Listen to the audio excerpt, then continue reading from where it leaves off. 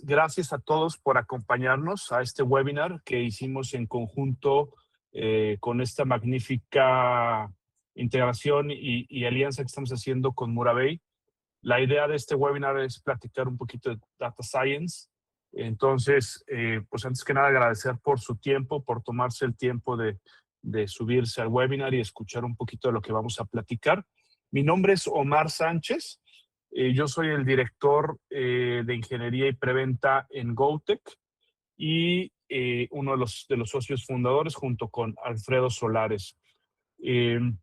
Voy a hacer una presentación muy rápida de GoTech para que nos conozcan también y después les cedo la palabra a Ian y Eugenio para que nos platiquen de esto tan interesante que es la ciencia de datos, ¿no?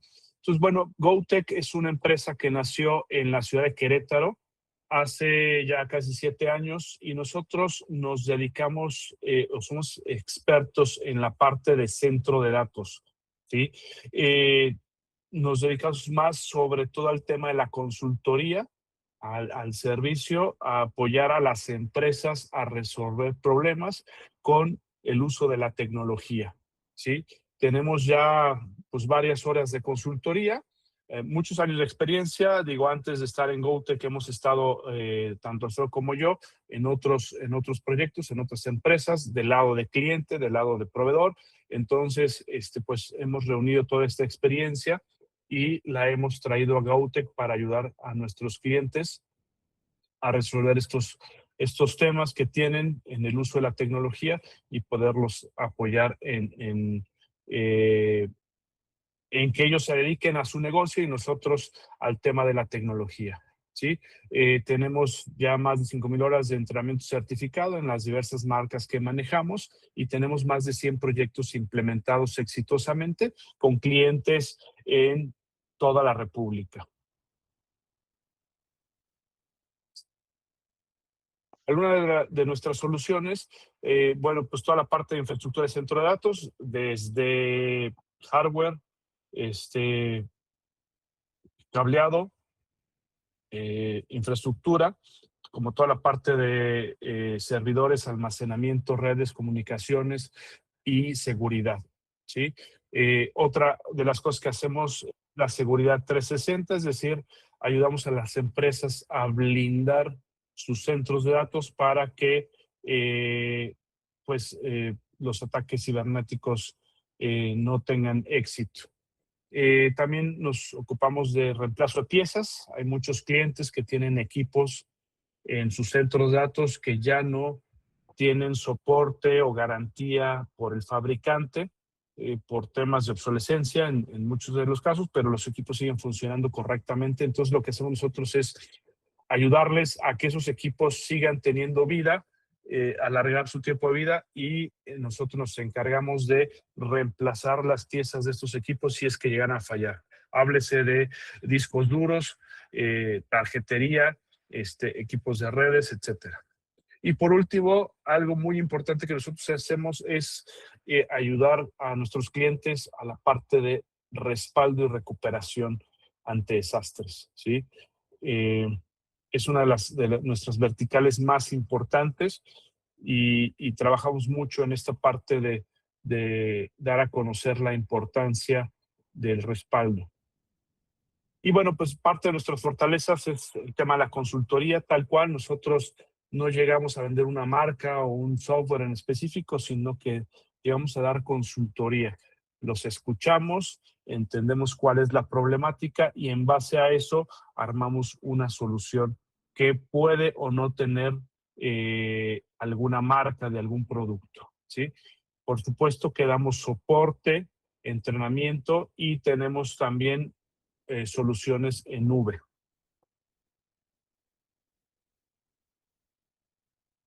Estas son algunas de las marcas con las que trabajamos. Si se fijan, pues son marcas que van muy enfocadas a la parte de centro de datos, a la parte de respaldos, la parte de virtualización, la parte de hardware, y por supuesto la parte de nube. Nuestra metodología, muy a grandes rasgos, como yo les decía, somos consultores, entonces nos gusta primero llegar y entender la necesidad de nuestros clientes, ¿sí? ¿Cuál es el problema? ¿Qué es lo que quieren resolver? Y posterior, después de un análisis, asociamos una tecnología a esa necesidad, ¿sí? No estoy hablando de marcas, estoy hablando de tecnología, ¿sí? Y una vez que definimos esta tecnología y cómo la vamos a implementar, entonces ahora sí podemos asociar una o más marcas o algún fabricante a esta solución, ¿sí? Y diseñamos ya la solución con todos sus componentes, si lleva hardware, si lleva software, si lleva servicios, si lleva alguna otra cosa, la vamos diseñando junto con el cliente y después presentamos la propuesta económica con los beneficios financieros, bueno, beneficios tecnológicos y financieros.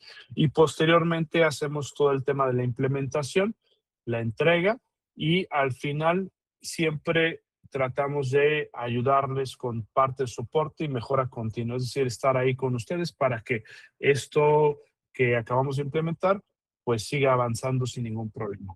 Esa es parte de nuestra metodología. Algunos de nuestros clientes con los que hemos trabajado, aquí los pueden ver. Tenemos clientes, como yo les decía, en toda la República, incluso tenemos por ahí algunos clientes en Estados Unidos, que han confiado en nosotros y a los que les hemos ayudado a encontrar soluciones a estos problemas de tecnología. Y bueno, sin más, quiero agradecer a Ian y a Eugenio por esta alianza. Y Ian, te cedo la palabra, por favor. Muchísimas gracias, mucho éxito en el webinar y te cedo los micrófonos. Muchas gracias, Omar. Muchas gracias a todo el foro. Pues nosotros somos Murabey. Hoy vamos a presentar un webinar muy interesante dirigido a toda la industria. Y nos acompaña nuestro director y CEO de Murabey, Eugenio Kanner, quien nos va a ayudar con la presentación. Y Eugenio, te cedo la palabra. Ok, muchas gracias, Jan. Muchas gracias a todos. Buenas tardes. Les hablo aquí desde Brasil que le vamos a traer un seminario que cuenta un poco la evolución de lo que es un perfil de científico de datos, un área de científico de datos, ¿no? Un poco de la perspectiva de mi propia experiencia, ¿no? Más trabajando en proyectos de consultoría, de implementación en grandes empresas, ¿no? Entonces, la idea es comentarles un poco de esa evolución. Al final, traer un ejemplo de un caso específico, comentar algunas áreas ya donde se está aplicando, posibles usos, ¿no? Que se le pueda dar. Pueden ver esto como una primera conversación, después podemos hacer otros seminarios, ¿no? Profundando un tema específico. Entonces aquí, como primer tema, yo coloco aquí, me presento, ¿no? Ya estaba en la presentación, pero brevemente, eh, soy cubano, pero tengo muchos años viviendo en Brasil, tengo creo que un poco acento que ya no se me identifica como cubano, inclusive en un viaje reciente a México me dijeron, oye, qué bien hablas el español, ¿no? Y me quedé un poco así, pero Hice el maestría en Rusia, doctorado en Brasil en la parte de la física, o sea, vengo de la ingeniería física y ahora soy CEO y fundador de Murabey, que ya tiene un poco más de 10 años en el mercado, ¿no? Y Murabey es una empresa que se dedica un poco un poco no, bastante, es el núcleo a la ciencia de datos. Ahora, claro, junto con la inteligencia artificial para la construcción de sistemas de decisión, ¿no? Entonces, al final, lo que hacemos mucho es cómo hacer sistema de decisión. La empresa tiene origen en el mundo académico, ¿no? Entonces, ya viene así con con esa cuestión del método científico, ¿no? De la visión más crítica. La empresa hay muchas personas con doctorado, maestrado, ¿no? Ese es el perfil de la empresa. También de diferentes perfiles multidisciplinares. Claro, hay estadísticos, hay matemáticos, hay ingenieros, pero hay físicos, hay químicos, hay biólogos, propositalmente hecho así para enfrentar diferentes desafíos que llegan, ¿no? Y diferentes retos. Y recientemente estamos en México y es por eso el honor aquí que tenemos de hacer estas alianzas que a través de IAN estamos construyendo. Entrando ahora en el primer punto, ¿no? Yo diría unos 20 años atrás comienza, tal vez un poco más, a hablarse de ciencia de datos en las empresas, ¿no? Entonces, básicamente se contrataban a científicos, como sería mi caso, ¿no? A comenzar a aplicar esos métodos que eran más restrictos a la ciencia, al mundo de los negocios, a las bases de datos de las empresas, ¿no? Para hacer primero con estadística descriptiva, segmentaciones, modelos de regresión que intentan prever y explicar lo que está ocurriendo, ¿no? Era un momento donde se usaba mucho R. R es un lenguaje de programación código abierto, ¿no? Que es un poco emblemático en el mundo de ciencia de datos, ¿no? Todo el mundo básicamente programaba en R, continúa programando en R, aunque ya el Python, digamos, tomó pose de ese lugar. Y se miraba mucho el rigor, ¿no? El rigor con que se entregaba las cosas, hasta porque las personas que la estaban haciendo en esa primera fase eran personas con una bagaje muy fuerte, la parte científica y teórica. Había un problema era que era muy difícil explicar, ellos tenían mucha dificultad de explicar a los analistas de negocio. Imagínense en esas fórmulas que aparecen aquí, son fórmulas reales de las entregas, ¿sí? ¿No es? Y él intentando explicar cada parámetro, cada eso, y tratar de llevar eso al mundo de negocio, ¿no? Inclusive existía una nueva profesión que eran los traductores, cómo traducir esta lenguaje matemática al área de negocio. Pero poco a poco se fue mejorando eso, ¿no? Ese nivel de explicatividad, ¿no? Y llega una nueva era. Esa era la era del Big Data, ¿no? O sea, ahora no era una simple modelo de regresión para una base de datos pequeña. Ahora los clientes querían procesar en gran volumen de datos, ¿no?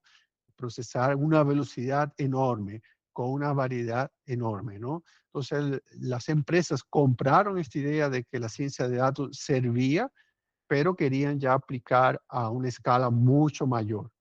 Entonces, el problema cambió, ¿no?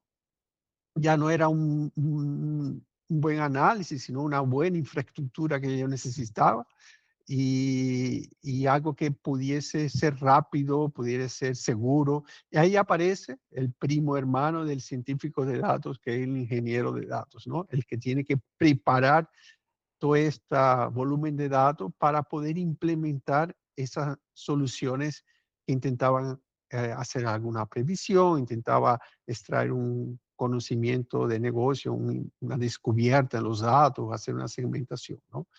Y, y aquí realmente comenzaron a entregar valor. Ahí son famosos los cases de, por ejemplo, de Netflix, ¿no? Con el algoritmo de recomendaciones que tiene de los films. Por atrás es un modelo de ciencia de datos escalado ahí a la máxima potencia, por ejemplo, ¿no?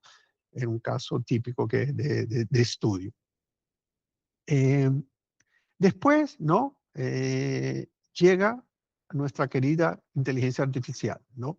Llega y entra en todos los aspectos de todas las profesiones, de nuestra vida e inclusive en la ciencia de datos, ¿no?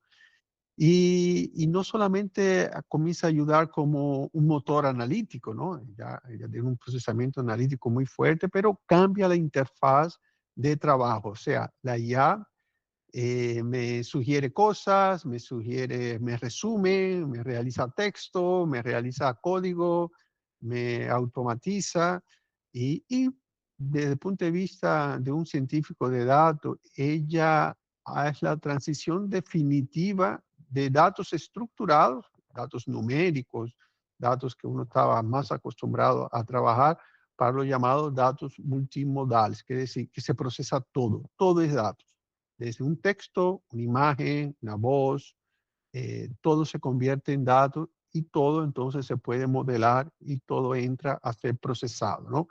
Al final yo voy a dar un ejemplo, un case de lo que hicimos recientemente, que precisamente une datos textuales con datos de series temporales, ¿no? Para encontrar, llegar a una decisión. Entonces, un punto aquí es la inteligencia artificial no solamente cambia, es un motor analítico fuerte, sino también cambia la forma de cómo trabajar. Y ahí es que yo voy a hablar más adelante mi punto de vista en relación al cambio de esa forma y de esa cuestión de generar valor. Un punto principal aquí que la ciencia de datos por sí solas ya no tiene valor. Entonces decir, tengo un modelo que era antes y se valorizaba, ¿no? Se valorizaba tener un modelo, ¿no? Ahora eso, nadie quiere comprar una regresión específica, puntual, que puede correr en un determinado computador pequeño, eso no tiene hoy gran valor de mercado, ¿no? Lo que tiene valor es cómo yo insiero ese modelo dentro de una estructura mayor, ¿no? Que es un componente analítico que está tomando decisiones, que está haciendo algún uso práctico dentro de una solución más amplia, ¿no? Entonces, ya prácticamente ningún cliente nos solicita una regresión específica, ¿no? Generalmente esa regresión, ese modelo, él forma parte es un componente dentro de un sistema de decisión mucho mayor. Yo diría que hoy la ciencia de datos así, la corresponde prácticamente el 25% de un proyecto y los otros tienen toda esa parte de integración de los datos, esa parte de seguridad de los datos, esa parte de cómo esos datos se van a compartir, cómo se van a visualizar, o sea, todo ese conjunto de componentes, ¿no? Es lo que hoy se reconocen como una entrega de ciencia de datos. Obvio, el núcleo continúa siendo el modelo analítico, pero en ese contexto más sistémico, ¿no? Otra mudanza, otro cambio es el propio perfil, ¿no? ¿Quién es el que hace hoy ciencia de datos, no? Obvio, el científico de datos, que es el científico que conoce código en Python, que sabe limpiar datos de ingeniería, que sabe los diferentes algoritmos, pero con esta entrada de la inteligencia artificial, los analistas de negocio que tenían aquel conocimiento de estrategia de negocio, dominio del problema, la comunicación, que conoce poco más eh, eh, los dolores del problema, comienza también a hacer ciencia de datos, ¿no? Eh, Creando ese profesional híbrido, ¿no? Que es alguien que conoce de la técnica y conoce del contexto. El Por otro lado, yo veo que el científico de datos, ¿no? Con esta cuestión de la IA, él está aprendiendo a tener conocimiento de negocio de manera más fácil, ¿no? Él consigue hacer ya una presentación, ¿no? Un poco más orientada a negocio, que era una de las grandes dificultades que científicos de datos tenía, ¿no? Él dominaba mucho la técnica, pero le costaba trabajo llevar eso al mundo al mundo de los negocios. La propia inteligencia artificial ayuda a él a hacer esa puente con el mundo de negocio. Y por otro lado, tengo a un especialista de negocio que domina muy bien el área de negocio y entonces, pero él comienza a usar herramientas con las que él consigue programar, él le consigue hacer análisis de manera fácil. Entonces, lo que está viendo aquí es esa intersección, ¿no? Donde ahora programar quedó más fácil, como escribo aquí, pero surge un desafío, sí, un reto que juzgar ahora es más valioso. O sea, ahora crear modelo es más fácil, tanto un analista como un cientista de datos puede ser, pero ¿cómo sabes si él está funcionando bien, ¿no? Y aquí donde entra esta nueva necesidad, ¿no? De donde yo tengo a través de ese IA una infinidad de respuestas. La IA me da respuesta para todo, ¿no? Pero yo no sé si todo lo que ella me está dando realmente es válido y confiable, ¿no? Entonces, el científico de datos, eh, aquí él tiene cierta ventaja sobre tal vez un analista de negocio queriendo hacer ciencia de datos, porque el científico de datos él es entrenado a desconfiar de resultados, ¿no? Entonces, si tienes un sistema de forecast, ¿no? Un sistema de predicción que te está dando 99.9 de asertividad, tal vez el analista de negocio dé un grito en el cielo de felicidad que consiguió un modelo con 99.9 de asertividad. Si un científico de datos escucha eso, él desconfía, ¿no? Él no, seguro que hay algún problema ahí en ese número, seguro que hay un bias, seguro que hay un dato que no se usó, pero es muy difícil. Entonces, creo que esa escuela, ¿no? De venir del mundo de los datos, de la estadística, deja a la persona un poco más con visión crítica de lo que se está midiendo. Entonces, eso creo que es un punto de ventaja que tiene el científico de datos, ¿no? Y aquí coloco que hoy vivimos en un mundo de que la confianza es el nuevo petróleo, ¿no? Hoy la ciencia de datos, con esta cuestión de la inteligencia artificial, vemos, por ejemplo, que es difícil hoy reconocer un vídeo original de uno hecho por IA, una foto, difícil reconocer. Hoy todo es difícil reconocer y uno se pregunta, pero ¿puedo confiar o no? ¿No? Entonces, esa confianza hoy en día es el nuevo petróleo. Y en la ciencia de datos, ¿cómo se da esto? Oye, de tantas previsiones, le pregunta a una inteligencia artificial una previsión y ella te va a dar, pero vas a confiar en ella.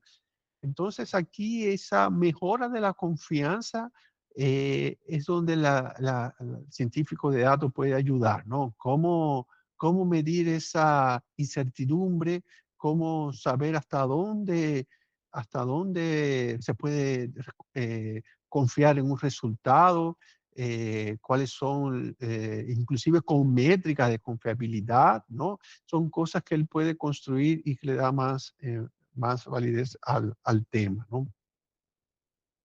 Eh, otra cosa que yo veo que está cambiando en los últimos tiempos, ¿no? En relación a las entregas de ciencia de datos, es que se está cambiando el paradigma de software as a service, o sea, científico de datos dando un software para que el analista de negocio realice sus previsiones para un concepto de service as a software, donde yo lo que quiero es, de facto, resolver el problema. Yo no quiero un sistema que me ayude a hacer previsiones, yo quiero ya la previsión dada. Entonces, lo que vemos así que como la inteligencia artificial está reduciendo los costes de la ejecución técnica, ¿no? Entonces, el valor ya está migrando. En lugar de tener una herramienta que tienes una licencia, que tienes que aprender esa herramienta, lo que los clientes cada vez más están queriendo es ya el servicio que sea colocado, ¿no? Entonces, ellos terminan, servicio y productos ya terminan de ser opuestos, ¿no? Ya está todo integrado cada vez más, ¿no? Para hacer una consultoría, yo necesito de ciencia de datos, necesito hacer un software, ¿no? Y si hago un software, ese software necesita ya hacer el servicio que se comprometió, ¿no? Entonces eso también está habiendo una nueva entrega, ¿no? Esa mezcla entre lo que es una entrega de software a lo que es una entrega de servicio, ¿no?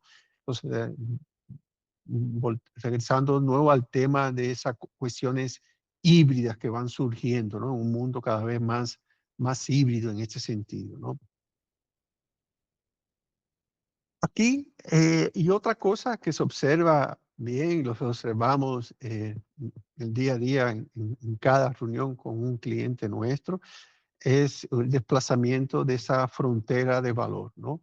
Hoy en día, en estas análisis de ciencia de datos, y creo que en todas las esferas de la vida, ¿no? De desarrollo, de ingeniería, lo que era fácil de hacer por un humano, ahora la IA va a hacer, ¿no? La inteligencia artificial va a hacer. Entonces, un análisis simple es que un cliente me pedía, ¿no? Me contrataba. Hoy en día ya él no me contrata, ya él lo hace internamente con algún copiloto o algún software. Y lo que era difícil ahora es más fácil. Entonces las cosas que eran más difíciles en hacer, que daban mucho trabajo, ahora es relativamente fácil. Y lo que era imposible unos años atrás, 2 años atrás, hoy ya es posible. Y es aquí donde, por ejemplo, una empresa como Murabey está trabajando. Todo lo que nos llega a nosotros hoy de pedidos de clientes serían cosas que unos 3 años atrás, 4 años atrás, yo diría, no, eso es imposible de hacer. Eso estás, eh, como dicen aquí en Brasil, estás viajando mucho, tienes que regresar a la realidad, ¿no? Hoy no, hoy los clientes colocan y uno analiza y dice, no, realmente se puede hacer. Entonces, aquí donde cada vez estamos, digamos, jugando más nuestro posicionamiento, ¿no? Y estar aquí representa sin duda una ventaja competitiva, porque aquí estaremos haciendo cosas que antes no existían. Ya en estos problemas de acá, lo que estamos reduciendo básicamente costes de ejecución de una cosa que ya hacíamos, ¿no? Entonces, en esta frontera es la frontera de la innovación verdadera, ¿no? Que la ciencia de datos puede traer. Entonces, la historia, ¿no? de la ciencia de datos no termina con la IA. Es un punto que todo el mundo se pregunta en todas las profesiones. ¿La IA me va a sustituir? ¿Mi trabajo cómo va a ser con la IA? Bueno, los científicos de datos también nos preguntamos, ¿no? Porque la facilidad con que la inteligencia artificial está haciendo todas esas cosas, ¿no? Pero lo vemos así como esta escalera, ¿no? Como estaba describiendo aquí durante mi presentación, ¿no? Desde el modelo matemático, aquel con los parámetros del inicio, pasando por el Big Data, pasando por la IA para llegar a la decisión. Y esta decisión es una decisión que tiene que a dónde vamos, el científico de datos va a ser más que un científico de datos, es un científico de decisiones, ¿no? Y él viene con ese contexto que las decisiones tienen un componente humano, un componente moral, ético, que siempre tiene que llevarse en consideración en todo tipo de análisis. Entonces yo diría que el papel del científico de datos no desaparece, ¿no? Se va a transformar en un científico de decisiones, un científico que tiene tanto conocimientos técnicos como conocimiento de ese negocio. Y es por ahí que creo que vemos cada vez más, eh, eh, el técnico vale, pero vale más esa intersección que he comentado aquí. ¿Y dónde están los usos? Un poco ya la práctica, ahí está un poco historia de cómo fue evolucionando el papel del científico de datos, ¿no? Pero ¿dónde estamos usando? En cualquier lugar donde exista una decisión en la empresa, ahí puede haber algún modelo que ayude a tomar, mejorar esas decisiones, ¿no? Construido con los conceptos de la ciencia de datos y inteligencia artificial. Puede pasar, por ejemplo, de materia prima, como es la predicción de los precios de la materia prima, el impacto de la calidad en la producción, ¿no? La selección de los proveedores o la mezcla de la materia prima. Puede estar en la parte de recursos humanos, como predicción de ausentismo, predicción de despido o riesgo de accidentes, por ejemplo, o en la optimización de la producción, como el dimensionamiento o la escala de producción, son cosas que se pueden hacer con algoritmos de optimización, o el mantenimiento predictivo para prever cuándo va a haber un fallo, una ruptura, o la calidad predictiva, donde aquí se está buscando desvío de calidad de la producción, cómo yo establecer una relación de productividad y calidad, todo lo que es la logística, ¿no? Los tiempos de entrega,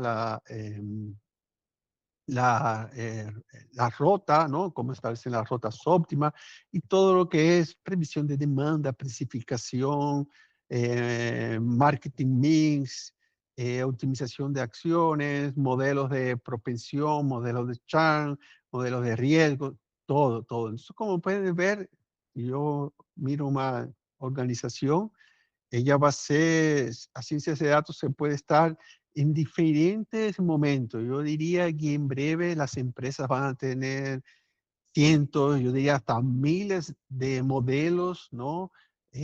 Siendo procesados, ayudando a tomar decisiones. Decisiones unas que son más tácticas, otras son más estratégicas, unas que yo voy a poder derivar más a la inteligencia artificial, otras que yo voy a necesitar más del humano para ayudar a tomar decisiones.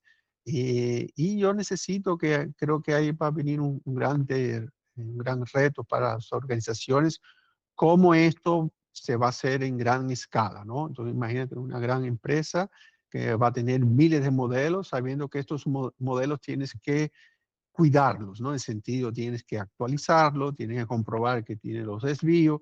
Entonces, aquí eh, tengo que tener un control masivo, ¿no?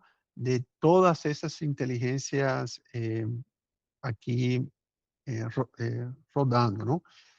¿Cómo nosotros vemos aquí en Murabey la cara de esos sistemas, ¿no? Ellos tienen estas tres capas, ¿no? Eh, por un lado, tienen capas y columnas, tienen aquí una especie de matriz, ¿no?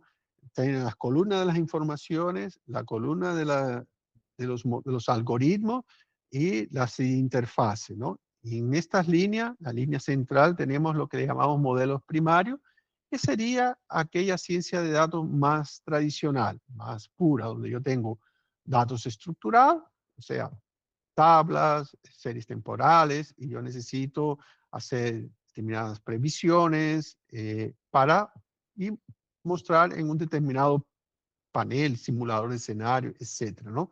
Sería la camada donde yo entiendo bien esos modelos, esas características. Por otro lado, tiene la capa de la inteligencia artificial propiamente dicha. Él es muy buena analizando, como comenté, datos no estructurados, texto, voz, imágenes, todas esas informaciones. La inteligencia artificial trabaja muy bien. También ella tiene la capacidad de crear interfaces en lenguaje natural, que eso ayuda. Entonces, un, un cliente que está consumiendo un sistema de ciencia de datos, él no necesariamente tiene que entender todos los gráficos que aparecen aquí, él simplemente también puede preguntar sobre los datos, puede preguntar sobre el modelo. Y tiene los agentes, eso sí, ya que con ellos consigues automatizar muchos de esos procesos que precisas de construir, ¿no? Entonces, esta capa, ¿no? Una capa que entró recientemente, digamos, 3 años atrás, ¿no? Cuando llega ese boom de la inteligencia artificial y cada vez más se va integrando, ¿no? Eh, la cuestión aquí es decidir un poco qué yo voy a derivar para el agente de inteligencia artificial y qué yo voy a colocar como modelo primario, como un modelo interpretable. Y claro, cuando yo necesito reproductividad, y cuando yo necesito interpretatividad, cuando yo preciso controlar los errores, los desvíos, necesito hacer una decisión con ese modelo es muy estratégica, es bueno que esto sea hecho por un humano, ¿no? Partes que yo puedo automatizar, aquí la puedo dejar para una inteligencia artificial que ella va a tomar eso de cierta manera mucho mejor, ¿no? Y también colocamos esta capa superior, que es la capa humana, ¿no? Yo digo aquí la demasiadamente humana, ¿no? Que es la capa de decir, oye, no toda información está en los datos, ¿no?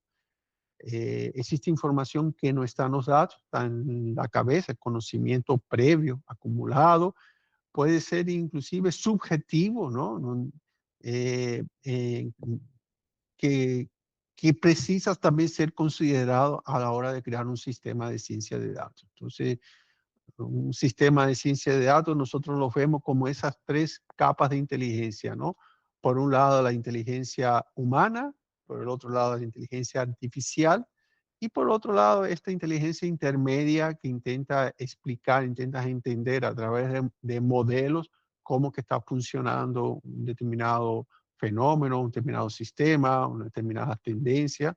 Y creo que este esquema le hemos llamado IA vertical porque se construye para resolver un problema específico, ¿no?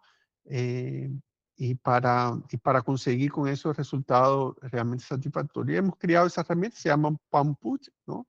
Es una herramienta genérica que usamos para construir este tipo de sistemas, ¿no? Y ahí voy a traer un ejemplo, ya para finalizar, de un caso donde tiene sus tres componentes, estas tres capas de inteligencia que comenté, ¿no? Es para un cliente del sector siderúrgico, una empresa multinacional, donde le hicimos, nos pedían una previsión del precio del mineral de hierro, ¿no? Entonces, que ellos estaban cometiendo muchos desvíos a la hora de predecir el precio de esa commodity, que está siendo influenciada por factores del mercado, pero también por factores de noticias, de esta geopolítica que estamos viviendo, de guerra de tarifas, de negociaciones. Entonces había mucha información que no estaba reflejada en los indicadores que generalmente en teoría debería definir un precio, que es cómo está la oferta y cómo está la demanda. Había mucho más que la oferta y la demanda. Entonces lo que hicimos es que dividimos el problema en dos camadas analíticas, ¿no? Por un lado, tengo un modelo que prevé el precio a través de indicadores de producción de acero, de producción del stock en China, de los precios del flete. Entonces, este es un modelo que está básicamente mirando a la oferta del hierro, la demanda del hierro, y en función de eso, él le da esas previsiones. Es un modelo que se construye también con el conocimiento a priori de los especialistas. Entonces, tiene esta camada humana que también está aquí embutida en ese primer nivel. Este es lo que sería el modelo que llamamos primario, ¿no? Por otro lado, hay un agente de inteligencia artificial que le está analizando las noticias que están surgiendo relacionadas con metálicos, ¿no? O relacionado con la geopolítica o clima. Y él entonces comienza además de resumir esa noticia, crear también un sentimiento de, según leyendo todas estas noticias, cuál es la tendencia sobre el precio del mineral de hierro, ¿no? Y él identifica cuando el modelo aquí primario tiene un desvío, ¿no? O para más o para menos. ¿Cuál de las noticias podría explicar ese desvío? Porque cuando tengo un desvío significa que está ocurriendo alguna cosa que no son las variables estructurantes, ¿no? Está ocurriendo alguna cosa más que que puede estar explicando ese desvío. Entonces, esa inteligencia artificial, como es muy buena en analizar esos textos y encontrar los desvíos, ella es programada para ya poder explicar los desvíos. Y otra cosa que también ha sido útil a la hora de hacer un escenario de previsión, ¿no? El analista tenía que llenar una serie de planillas, ¿no? Una serie de campos para hacer una simulación de escenario. Entonces la IA me ayuda a hacer ese escenario, ¿no? A partir de un contexto en lenguaje natural que el usuario puede hacer. Entonces ya puede decir, quiero hacer un escenario de la previsión del precio del hierro si, por ejemplo, existe una disminución de la demanda de acero, un aumento del stock en China y un problema de logística en el Medio Oriente. Bueno, yo doy un escenario y ese escenario se traduce a las variables que fueron consideradas en ese modelo y le da esas previsiones, ¿no? Entonces aquí traje un ejemplo, ¿no? De que lo que me gustó de este ejemplo es que ya trae esos conceptos donde yo estoy mezclando en una única solución temas de estadística, temas de inteligencia artificial, de agentes, temas del propio conocimiento humano que entra aquí a través de restricciones, los parámetros, ¿no? Todo ya siendo tratado de manera conjunta, ¿no? Entonces, eso es que traje aquí para ustedes, ¿no? Aquí dejo los contactos de Ian, interesado aquí en nos contactar y hablar de este mundo fascinante ahí de la ciencia de datos. Muchas gracias ahí por la atención.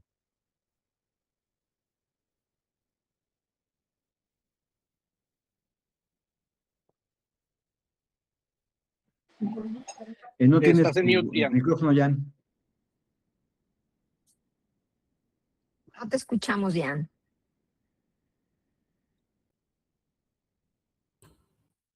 Perdón, tenía apagado el micrófono. Sí, les comentaba que si tienen alguna duda o comentario sobre la ponencia,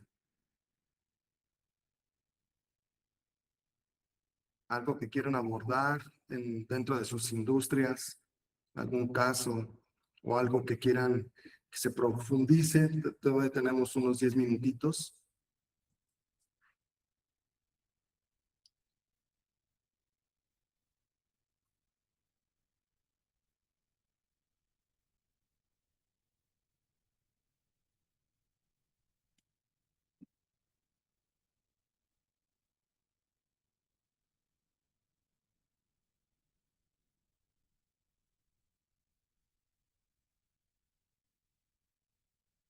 Adelante con sus preguntas, por favor, y también si nos ayudan a poner sus datos en el chat para tomarlos de ahí para la rifa que hacemos en un momentito.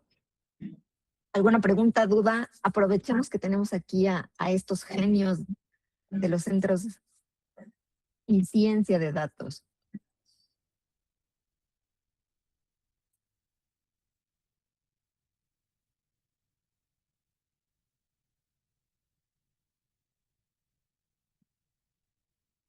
Okay.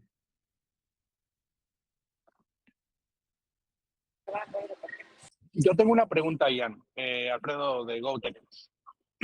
¿Cómo puedo saber si digo, a final de cuentas, todas las empresas generan información, ¿no? Que es información valiosa para su día a día. Pero ¿cómo puedo saber yo si a lo mejor no soy una empresa que todavía no soy candidata a un análisis o a algún proyecto de este tipo de servicios de los cuales nos platicamos? O sea, ¿cómo puedo saber yo como empresa que tal vez estoy listo para poder tener un acercamiento con ustedes? Perfecto, muchas gracias por la pregunta. Claro, la ciencia de datos tiene como materia prima, tiene que tener datos, ¿no? Porque diferente de un consultor de negocio, ¿no? Que él tiene un conocimiento sobre el asunto, el científico de datos, él necesita de los datos, si no, no sería científico de datos, ¿no? Entonces, la primera cosa tiene que tener los datos, ¿no? Pero tampoco significa que él tiene que tener, como a veces yo veo, Tengo que tener unos datos súper bien estructurados, todo limpio, con las bases hechas, porque siendo sincero, si esperamos que los datos sean perfectos, que los datos estén organizados, nunca vas a salir del lugar, ¿no? Yo digo para mis clientes que tenemos que asumir que el mundo de los datos siempre será caótico. Siempre estás cambiando el sistema, siempre estás colocando un nuevo sistema, siempre está apareciendo una nueva fuente. Entonces, tampoco hay que esperar ese óptimo de tener una base de datos súper organizada para después comenzar a hacer ciencia de datos. Tampoco es así.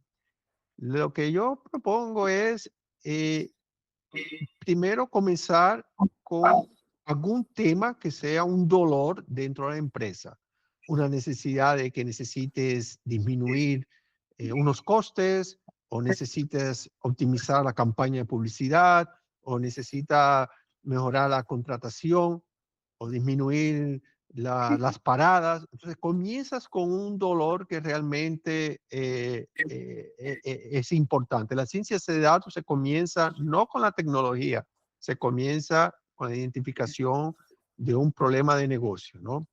Y a partir de ahí vamos a ver si tenemos los datos que pueden ayudar a resolver ese problema.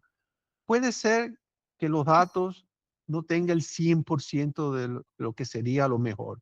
Puede ser que tenga solo 60, 70, pero ya con eso consigo a hacer ciencia de datos, a crear alguna solución que ayude a mejorar, ¿no?, ese problema.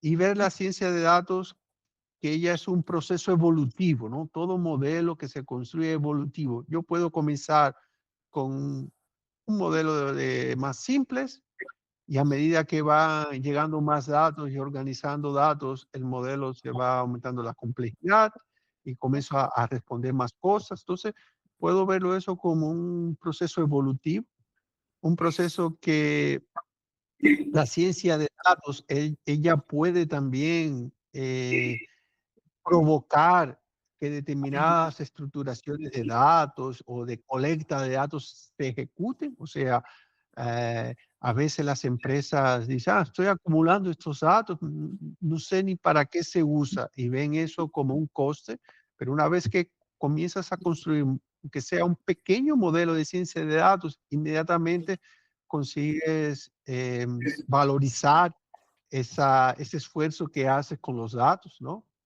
Entonces yo lo veo así. Hoy necesito tener datos, o sea, tienes datos que si están en fuentes diferentes, que si están en Excel y otro está en otro sistema, otro está en SAP, ok, ya se puede comenzar. Eh, no necesariamente tal vez tengas el mejor modelo desde el inicio, es un proceso evolutivo. Lo principal es que tiene que tener un foco de qué es lo que quieres resolver, cuál es el dolor, no aplicar la ciencia de datos para decir, estoy aplicando ciencia de datos por ciencia de datos, no, no, ¿qué es lo que vas a resolver? Entre más identificado tengas el problema, es el 50% de tener éxito en la implementación de un sistema de esto, de ciencia de datos. Muy bien, Eugenio. Tenemos un par de preguntas. Una es de Víctor Espinosa, de Irvine, California, Estados Unidos. ¿Cuál es el tiempo típico de una implementación de una solución de Muravei?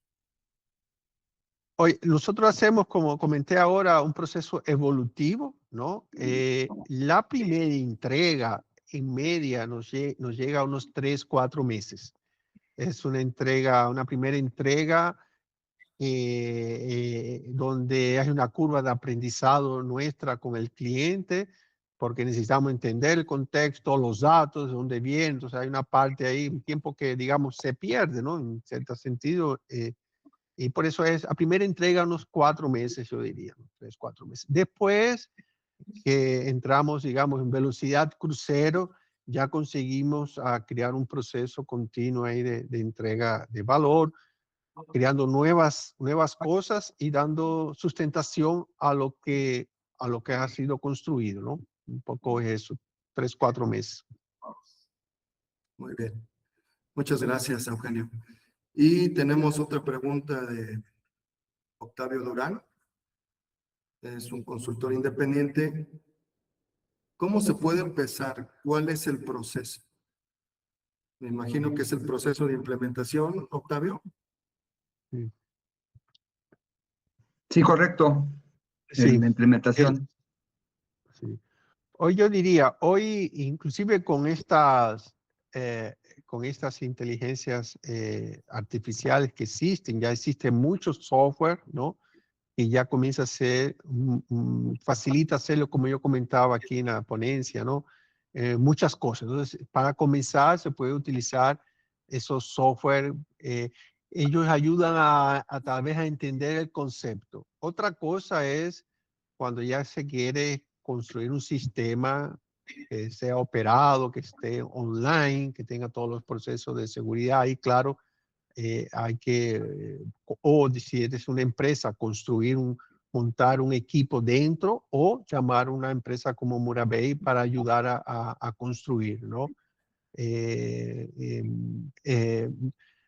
Existe mucho software que es también open source, ¿no? Que se puede utilizar y la manera de comenzar que vemos que funciona mejor es haciendo pruebas de concepto, ¿no? Haciendo pruebas de concepto donde se hace un prototipo, donde se levanta determinadas hipótesis. La hipótesis podría ser, soy capaz de acertar mi previsión de demanda con 95% de asertividad, porque es lo que necesito para poder controlar y disminuir mi tomada de decisión. Bueno, esta hipótesis de hoy, somos capaces de llegar al 95% de asertividad. Vamos a testar, vamos a probar, es una prueba de concepto. No necesito hacer para todos los productos, puedo hacer para una cantidad limitada. Demuestro esa hipótesis, entonces ahí, claro, puedo entonces hacer un proyecto mucho más seguro, ¿no?